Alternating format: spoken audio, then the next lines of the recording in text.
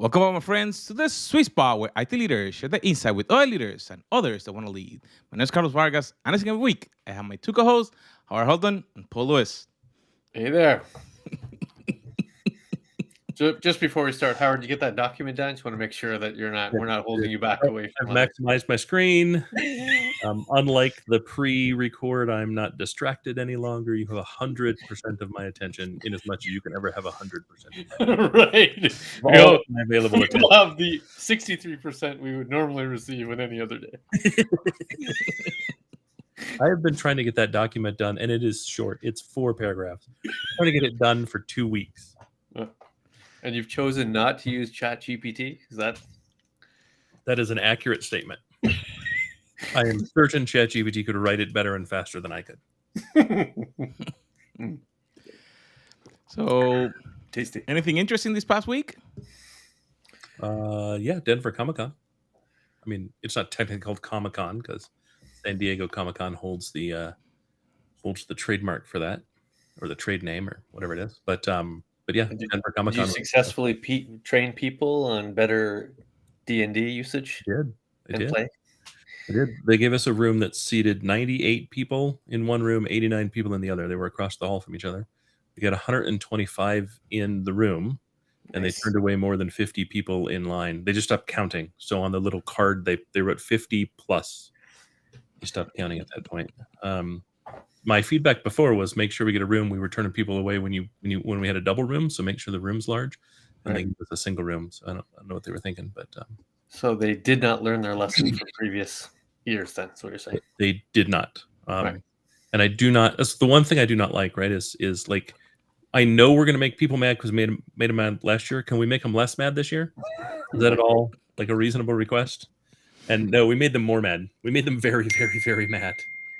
They didn't have, like, conferences nowadays have like pre-registered, not so that you exclusive use of it, but at least so they can do the accurate counts. No. They have no pre-registration.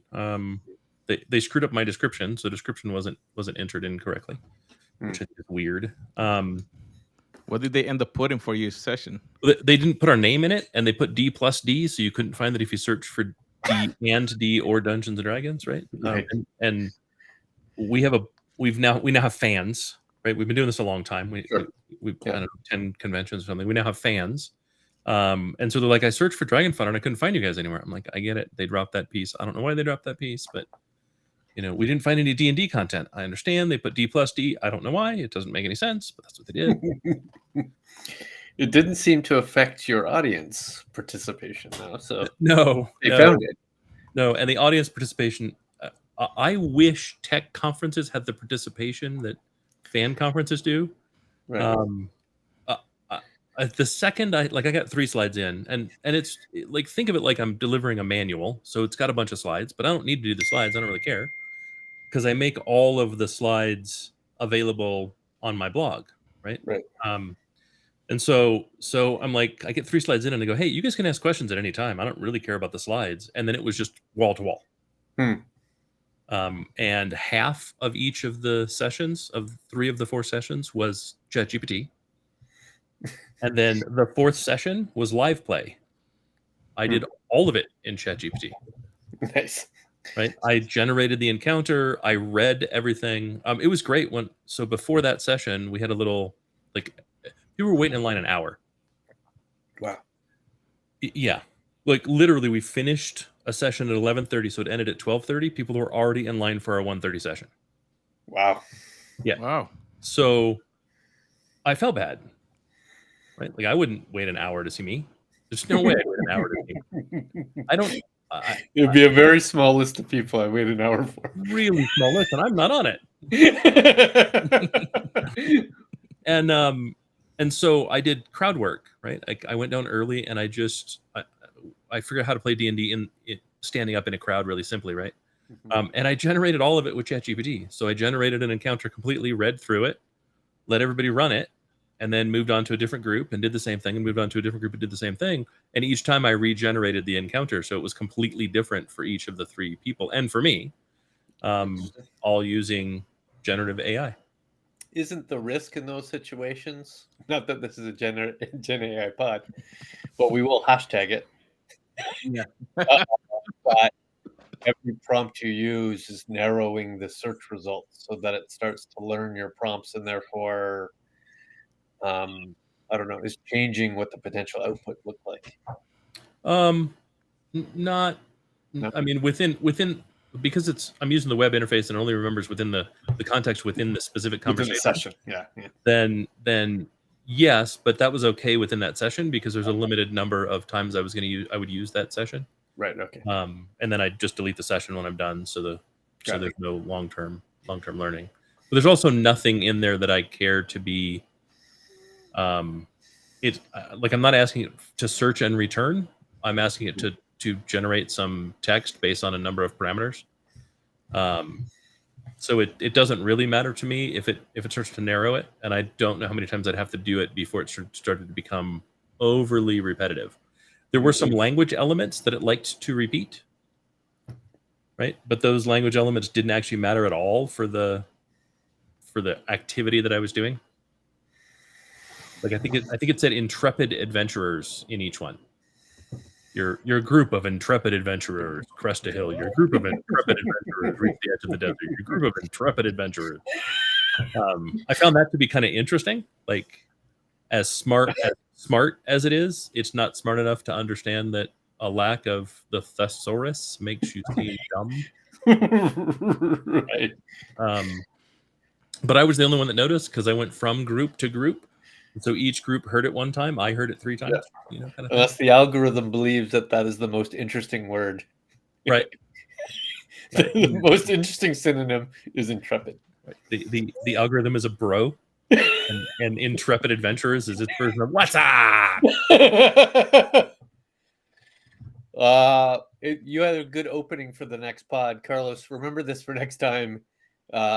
Should tech conferences be equivalent to fanboy conferences, and why aren't they? That would be a good conversation. I swear these are the best presentations I do. Why are there no tech fanboys? Let's put it that way. I'm a tech fan.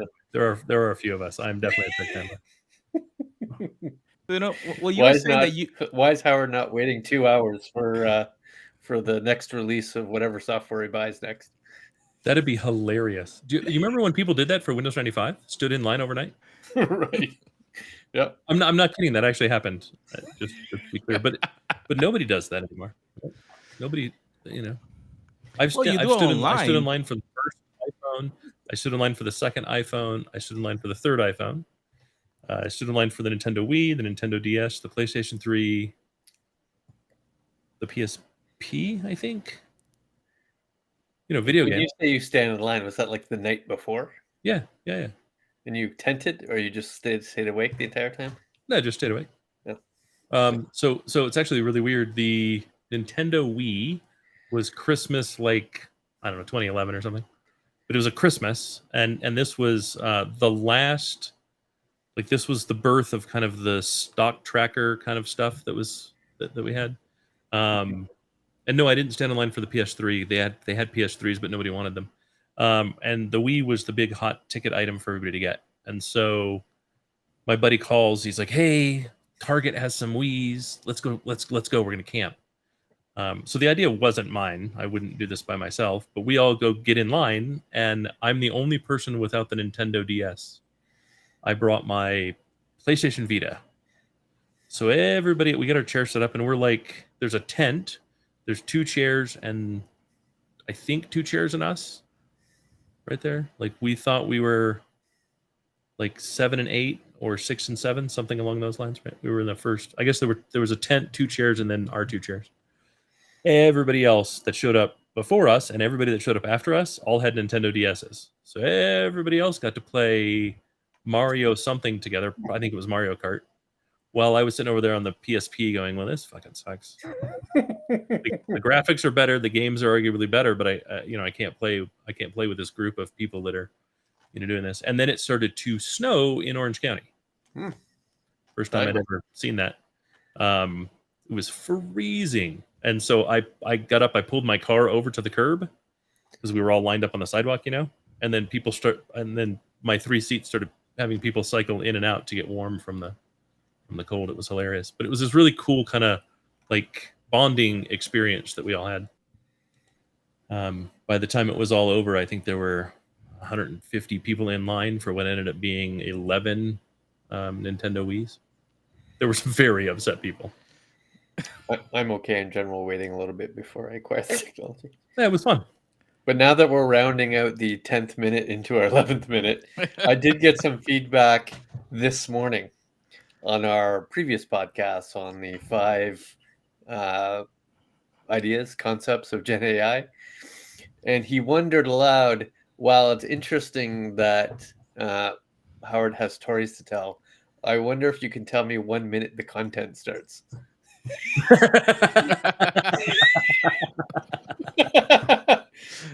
And so for that one listener, Don, it's probably start around the 11:30 mark if you're. So that's an actual interesting thing, because with technology we could probably figure that thing out. So I will add something. Content start at minute. But I think that I was thinking when you were talking, Howard, that you interact with people in the line, and Paul interact with people As little as as a you can. feedback. Yeah. And I interact in different ways. We all receive some kind of feedback or try to connect with us in different ways. So I was thinking, what should be the correct way to interact between tech leaders when they make a new connection? Like it could be through LinkedIn, it could be through some other electronic medium. And it was interesting because you had an interesting chat this past week with someone that had like a 15-page or 15-step on how to connect. What should be the correct way? And like, will you interact with someone that like a cold email or a cold connection? So it's a great question because this comes up all the time, right? Yeah, I just had an interaction that blew up with someone who posted, "Hey, here's my 15 contact list, 15 steps of contacts for a prospect." Wow. 15. Right? So my reply was something along the lines of, "How do I unsubscribe after one?" Right? Like, dude, fuck you and your 15. There's just no way. All you're going to do is have me add you to my ban list. Right. Right? And okay, 15 in 9 months? Okay, fine, I don't really care. I seem to think his list was 15 in a week or 15 in 9 days. Right? Like, no. I'm just going to ban you, and I'm literally going to put you on my ban list of companies I will no longer accept solicitation from, because that's horrible. That's horribly disrespectful. I don't want to be bombarded by your crap. Right? I tolerate what I'm stuck with as it is when you don't unsubscribe me. Mm-hmm. Right? I never answer phone calls that I don't know the number, ever. Right? And yes, I do miss important calls from time to time, but you know what? That's why God invented voicemail. I don't even answer calls with people I know. I've noticed. I'm pure black and white on this one. I Right. just don't answer calls. Yeah, so this comes up often enough, right? And so the when someone like engages and they're like, "Hey, like I looked at your background and you've got a lot of background in positions that we would like to get a hold of. What is the stuff you do answer?" And I go, "Well, none of that. Like literally none of it. I don't answer any of it. The most you'll get from me is a no thanks. The exception is when you do two things. One, you're interesting, and two, it sounds like you want to have a conversation." Right? How does someone do that? I don't know. I don't know that there's a way to put it in a bottle. You know what I mean? Can you make it personal? Can you make it interesting? I'm down for interesting. I'll secondarily I'll take personal. Right? Like you actually saw something that makes this feel not like a form. Oh, do you know what the number one way to get banned is? Keep referring to me by a name that's not mine. Or blank. Yes, or where it still has the Name. bracket first name. Right. Yeah. Insert important person here. So like you're saying that something interesting. So Well, if a person start engaging with your content, you say that they may like something, comment, will that be someone that you probably will accept a connection Yeah. or Somebody reaches out and says, "Hey, Howard, watched your podcast this morning. I thought it was really interesting how you said blah, blah, blah." Oh, sweet. Thanks. That's really nice of you to say. Yeah, 100%. Anybody who engages with any of my social, I will absolutely respond to them. At the very least, I will like the comment. And if that person reaches out to me, in email form or some other, I will likely answer them. Just because I've now, at the very least, recognized their name. And the faster they do it, the more likelihood I'll respond to them. There are two ways to always get me to respond. So, number one, if I perceive this person to be a peer, right? So, if they're a CIO or CTO or CISO or Absolutely. somebody of that level, right? It doesn't have to be a CX, but somebody that I would consider an executive in technology. I will likely respond to them because they're probably looking for strategic advice or just building out their network. They might be local or they might be global. That's easy. The second one is if it's it's a warm handoff. So somebody I know is warm handing off somebody to me, right? Howard sends a note saying, "I've known Chris for 18 years. I'd love you guys to have a chat."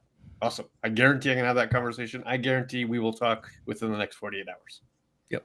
These are easy maths, right? Both of those things are true for me as well. Yeah. 100%. And I agree with Howard that the vast majority of things I get, I just simply don't respond to, right? I just delete. Yep. And it would be a very, very rare circumstance if I'm not in the mood to acquire the product or service they're offering that I'd actually attempt to respond to them in any way. Yep. Very rare.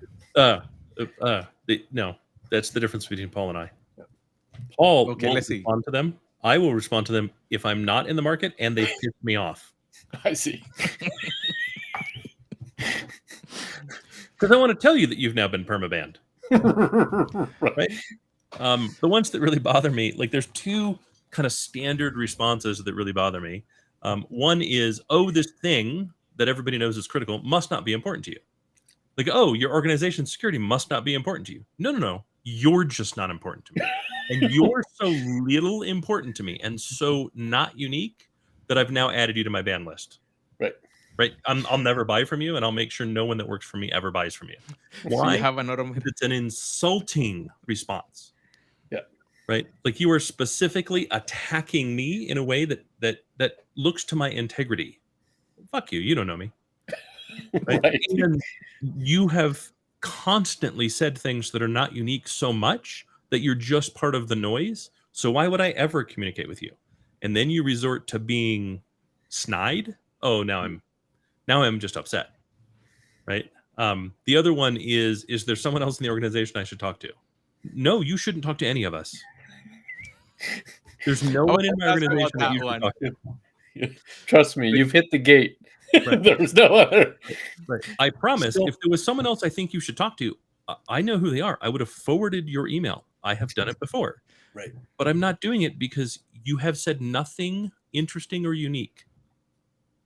Right. I got one this morning. What would you say if I said I can make you a unicorn in 90 days? Well, what I would say is you'd be the most valuable resource for any VC.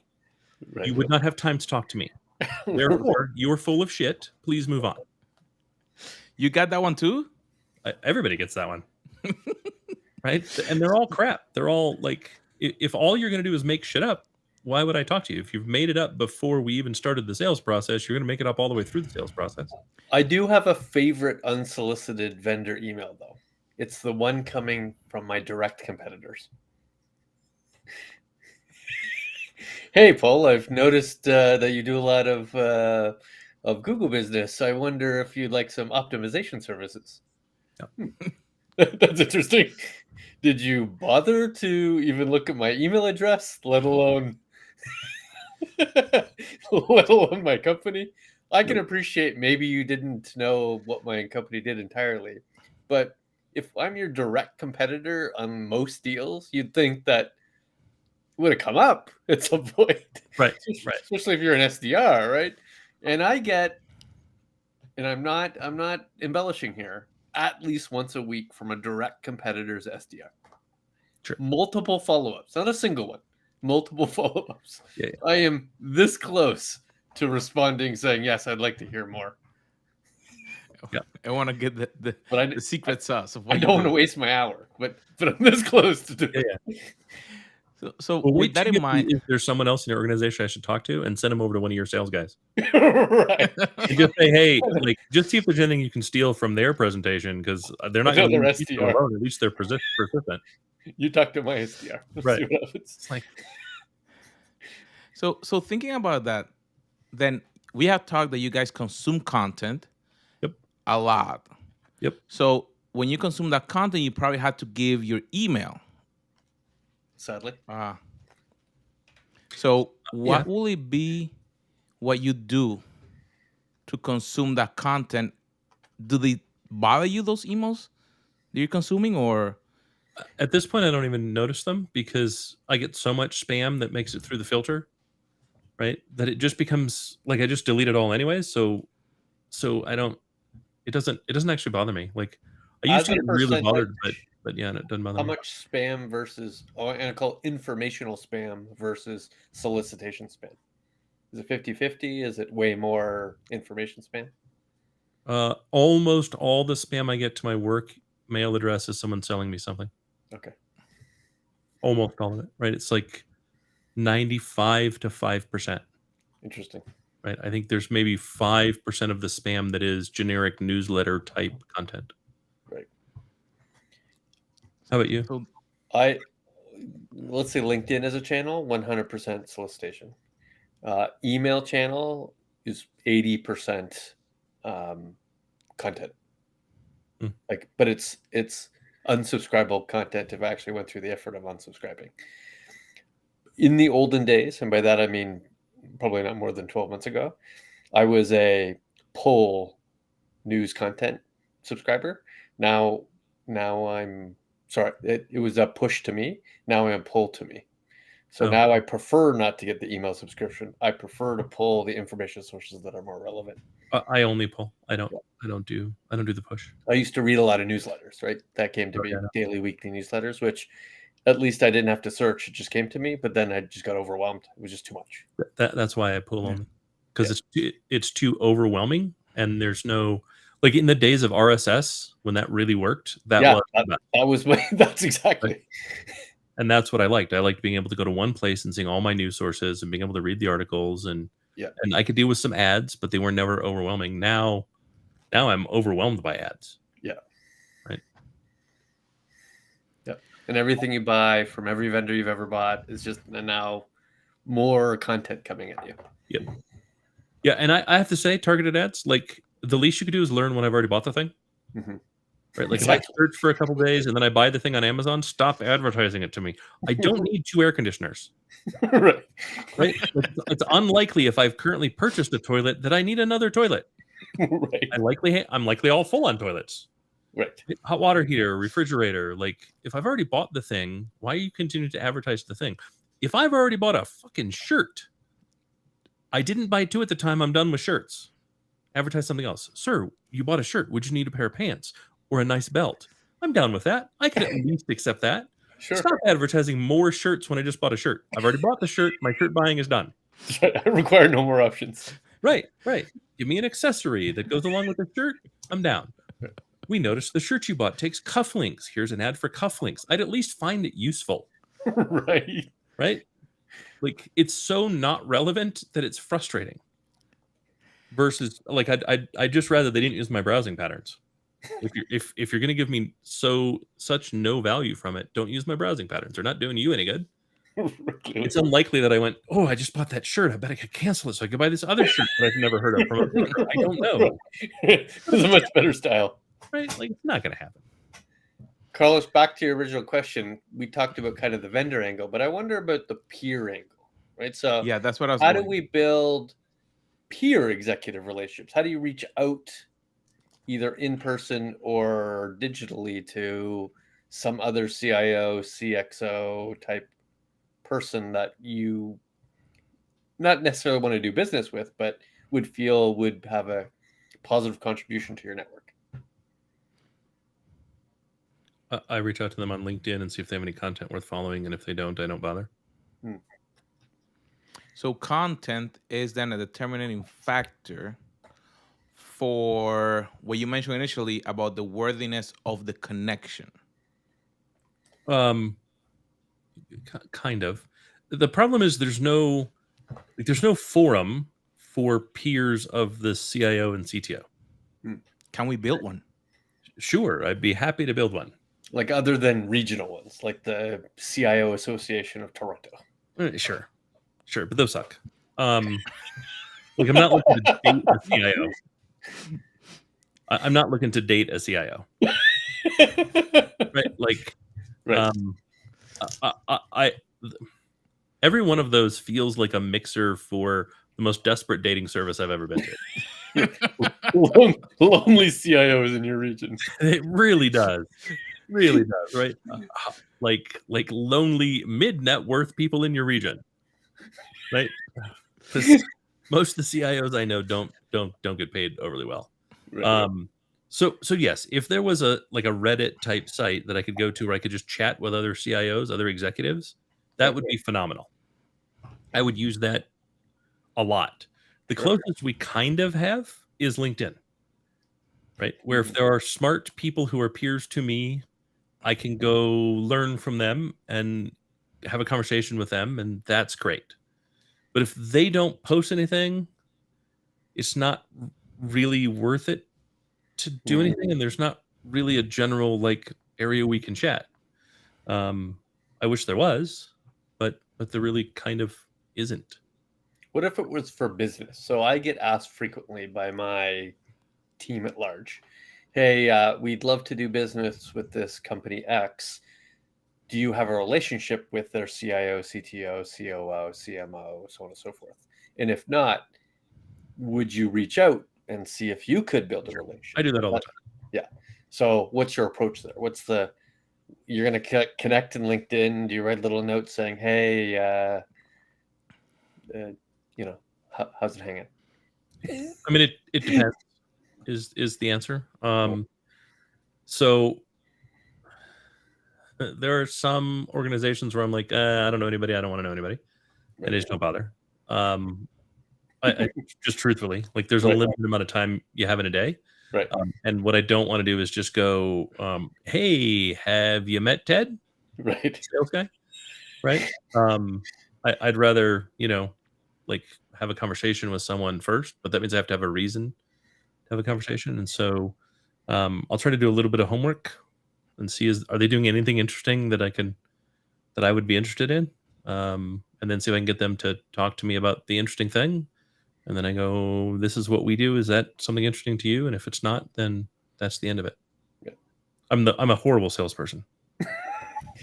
Same. I have a couple rules in place generally. So if they're already connected to me, happy send them a note, right? And if I know them, at least I've met them in some way, then it's an easy conversation. Hey, Sally, remember we worked together a couple years back, blah, blah, blah. We'll have a little bit of chat. If they're connected to me and I don't know them, then it's much more likely that they've sent me a LinkedIn request based on content I've produced. Yep. So that's kind of the angle I take, right? To say, hey, thanks for connecting with me. I noticed it was, 2021, seeing how you're doing. It's just a real benign reach out just to see if there's a response. If there's a response, I'll interact. If there's no response, I'm not going to push it. And the last point that I find a requirement is if I don't know this person at all, they're not LinkedIn to me at all, I will not reach out to them until we have at least had one or two sales conversations, because I like the approach to be, hey, I've heard our teams are talking. If there's anything you'd like to know about Pythian, happy to be a service. I won't go as the first point of contact with an organization. Sure. There's nothing to say at that point. Then I just look like a salesperson. But if they've already having conversations, I can use that as the bridge to say, hey, this is already occurring, so therefore it's a good time for me to interact with you. Sure. We do different things. Yeah. You and I do different things, right? So if I'm reaching out as an analyst, right? There's always it's part of the reason I won't reach out if I don't think they're doing anything interesting, because I'm going to offer a briefing call, right? Which means I'm going to invest my time in learning more about them. And if I don't think what they're doing is interesting, I just don't want to do that. Right. So we do different things, right? Now, and then you reach out to both, end user customers and vendor customers. I do. Either easier, either more difficult. Vendors are actually easier because it's pretty they're so similar. The language can be so similar, versus end users are much more complex. And then I'm doing a free half-hour advisory call is effectively what I'm doing. I mostly enjoy those, except when they don't have a clue what when they think I'm Gartner and I'm just gonna parrot shit from 10 years ago. Give them old information. Well, I mean, that's what I always got from Gartner. Outdated visuals. Right. Like, here's your operating model. It's based on ITSM 1.0. Yeah. Well, that's not at all useful. What does a cloud operating model look like? Same thing, but we draw clouds around the heads. This is a side note, but interesting enough for me to mention. Recently, and I would say the last quarter, I've been getting some declines of attending both virtual and physical analyst content because I'm the chief technologist of a services organization. Yeah. That they've perceived me and my team to be not valuable enough to receive the content because my company sells stuff. Interesting. Which is incredibly insulting. So insulting that I almost always now respond with a pretty lengthy, "What are you talking about?" email. So I thought that was just me. So you're getting the declines too. Yeah. As the CTO, submitting as the CTO for the organization. Sorry, sir, your invitation has been declined. I'm like, declined? I buy this much IT. I control this much budget. I'm on the website doing this. Yes, we also sell services, but that's beside the point. Is this new? Is this because it hasn't happened before, except for the last 3 to 4 months. Well, what's funny is their competitor sales team is showing up to the webinar, to the event. Right. Like you haven't figured out a good way to decline them. Right. And then at the same time, those same companies are complaining that, our attendance is so low. Right. But you think they want to fill the seats? Yeah. I mean, fill the seat, buddy. Fill the seat, buddy.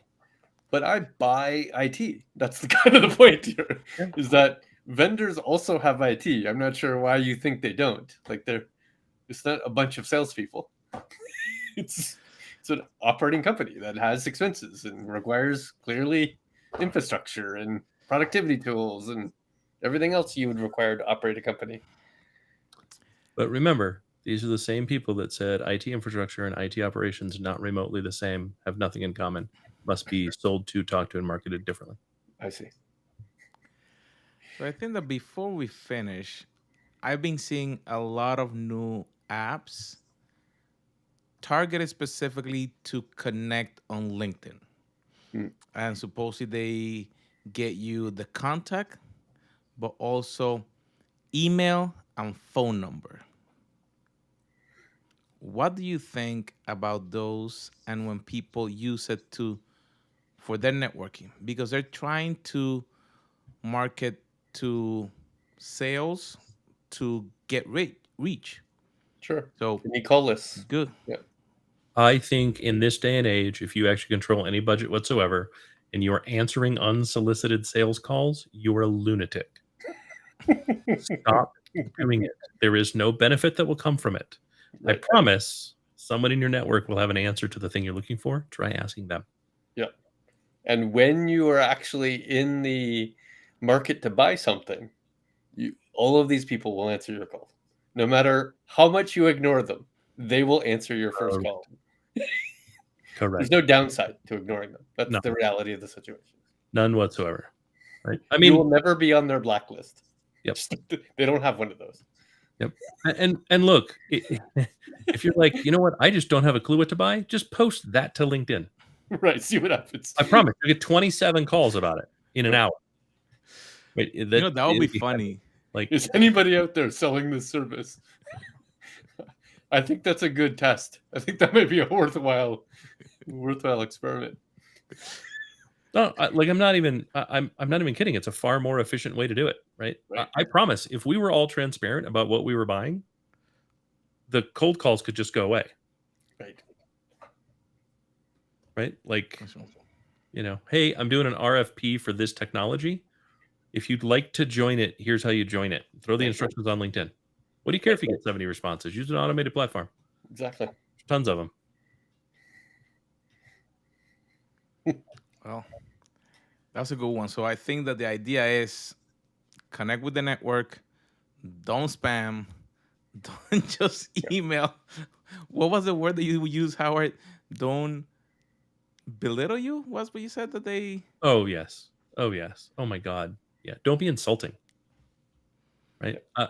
Take your FUD and throw it in the trash. Right.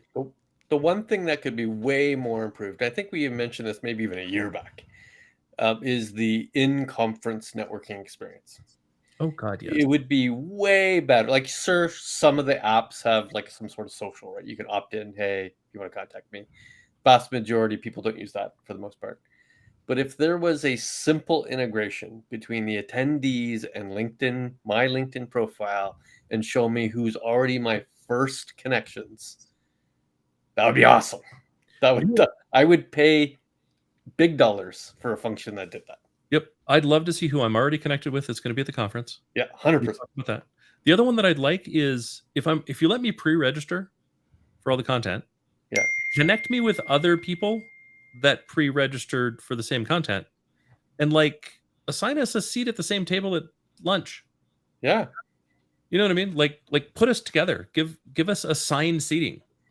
Right? Like set up a group 1, group 2, group 3, group 4 for every conference and every room. And if I'm in that room, just let me know. Hey, you're sitting in group 1. Yeah. Hey, you're in a pre-conference Slack channel with the people who subscribe to the same content. Oh, I don't want to do that. No, I don't want to do that. No? Okay. Oh, God, no. Maybe that's... I don't want the notifications. You know what I mean? All right. You don't want notifications. Well, there's already so many channels that people get a hold of you. Like, I don't need another one. Fair enough. But there are some ways to really kind of improve that. And at that point, I don't actually care if you seat me next to someone that's selling something related to the talk. I don't actually care. I can still have a great conversation with them. Yeah. I'm going to let them know, look, I'm either buying or not buying that thing now. So contact me or don't. It's far more effective than 15 attempts. Right. That are just going to aggravate me. Right. Email, phone, LinkedIn message, phone skywriting, SMS. Right. I still get call your family, threaten your mother, pretend to be the IRS. Right? I don't know what the 15 are, but there's no way they're not obnoxious. I'm still shocked in this day and age. I get a phone call solicitation. It's weird to me. Blows my mind. This how all the digital channels that exist, somebody still physically picks up the call. Yeah, blows my mind. Yeah. Well, my friends, there you have it. Make sure that you learn how to connect so you don't get your call drop or you can get on Howard's ban list. So, my friend, we'll see you on our next episode.